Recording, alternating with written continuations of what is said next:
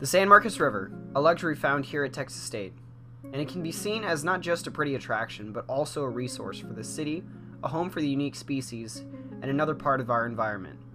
However, there have been issues occurring with flooding and overpopulation recently, so a group of us students sought after an explanation and reasons as to why this could be a potential problem, and how we could fix it. We sought out the help of James Martin, a grad student here at Texas State, to help us understand how the floodplain works and why certain things happen.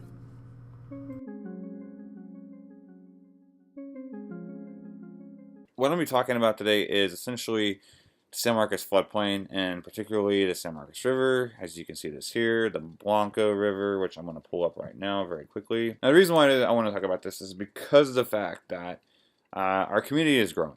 And that means that our use of the river is also going to grow. So in the past 5 years alone, we've had massive growth and massive change in our community. And that's going to impact the way we use the river and also just the river in general. And primarily one of the ways it's going to impact, and this is what kind of also leads to a lot of the flooding issues, is runoff and pollution. So the outer look here, if you look at the area, we have 3 major rivers flowing through here, and all these rivers have essentially flooded in the past couple of years. And this causes a lot of problems because it's not only destruction of property, but also just removal of settlement for species and essentially new nutrients that we need for plants and animals that live in the river. That brings up the question of ethical and sustainable development. Primarily, if we look at the resource, or if we look at the river as a resource, primarily to this community and also to the region, because of tourism, kind of like how the Comal River is in New Braunfels, we have to start thinking in the terms of broader usage. And that brings into the types of uses. So obviously we have property development, that's one way we use it. And then there's also individual and independent usage of how we actually use it ourselves. And with that, I want to keep in mind, guys, that it's important that when you go on the river that you think about the kind of footprint you're leaving behind in these spaces.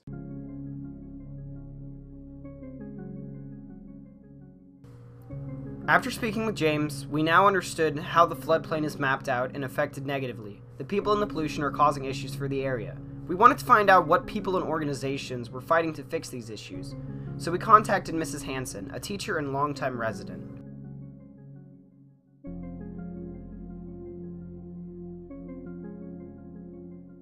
I see the river a lot. Like I go all year round, like about once a week, and the impact of people on the river is just getting more and more obvious. And I wouldn't say it's students as much as it is people who come here from out of town. There are a lot of them. There are a lot of changes that are coming in terms of safeguarding the river. For example, there's a fence around the access points up near Saltgrass. And that's been there for some months now. And that's partly because the dam, the spillway has to be reconstructed. It was damaged in the flood. And then there are other places along the river where they've built in access points with limestone steps, which is very nice because before that, people would just get in willy-nilly wherever they wanted to. And the banks were eroding and the vegetation was being destroyed because of people walking on it. And some people are very angry about that. They think that they're being kept out of the river, which isn't the case at all. They're just being channeled to different access points. And then one of the biggest changes, I guess, is the Woods Apartments. But the building of that caused that whole neighborhood to flood during our last big flood. Really not anything, I don't know what they could do because part of the problem is there's so much concrete on the campus and it's on top of a hill, and water's going to go downhill, and so it's going to collect in low points like the parking lots.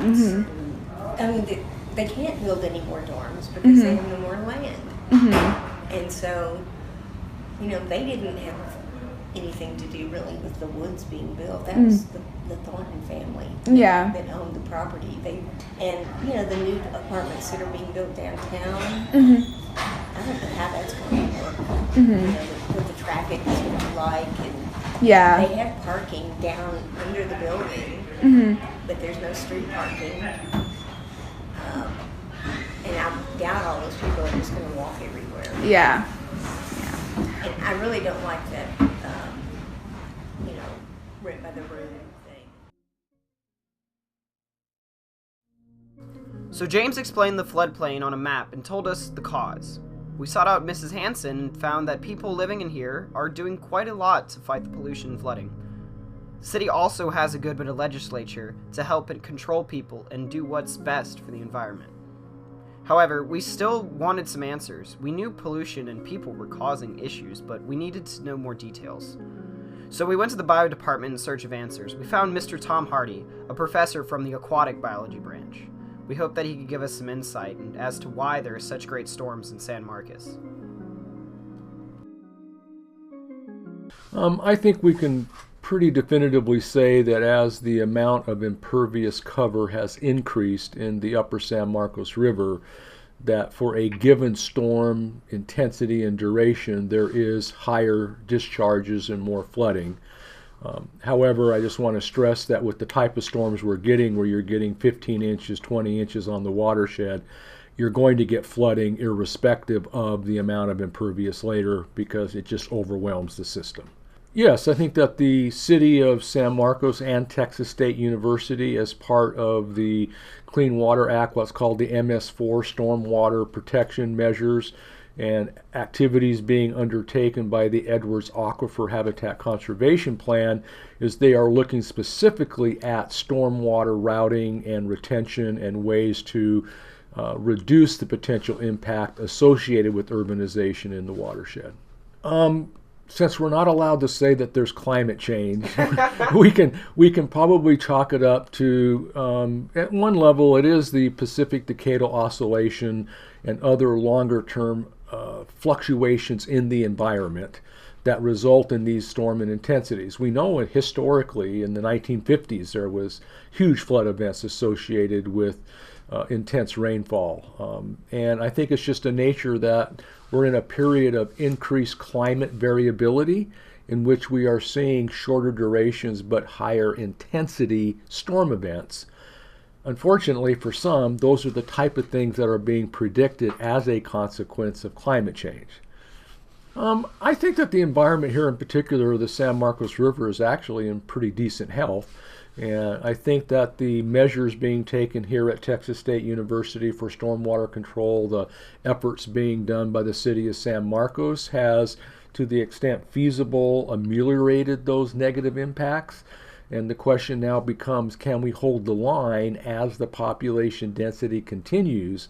Can we follow the comprehensive planning cycle by going vertical, which does not increase the amount of impervious layer, versus the consequences of urban sprawl, which will increase the amount of impervious layer, which then would lead to increased magnitude of the floodings per unit storm event. So there we had it. We learned it may not be climate change, but we do know that pollution and urbanization causes most of the problems. Knowing this, as San Marcos grows, we need to keep the environment and the river in mind at all times. Because who would want to lose something as beautiful as this?